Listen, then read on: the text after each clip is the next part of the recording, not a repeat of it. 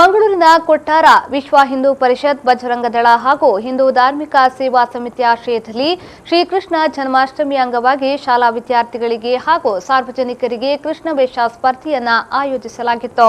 ನಗರದ ಕೊಟ್ಟಾರದ ಶ್ರೀಕೃಷ್ಣ ಜ್ಞಾನೋದಯ ಸಭಾಂಗಣದಲ್ಲಿ ಆಯೋಜಿಸಿದ್ದ 15ನೇ ವರ್ಷದ ಕೃಷ್ಣ ವೇಷ ಸ್ಪರ್ಧೆಯಲ್ಲಿ ಮುದ್ದು ಕೃಷ್ಣ, ಬಾಲಕೃಷ್ಣ, ಕಿಶೋರ ಕೃಷ್ಣ, ರಾಧಾಕೃಷ್ಣ, ಯಶೋಧ ಕೃಷ್ಣ ಸ್ಪರ್ಧೆಯನ್ನ ನಡೆಸಲಾಯಿತು.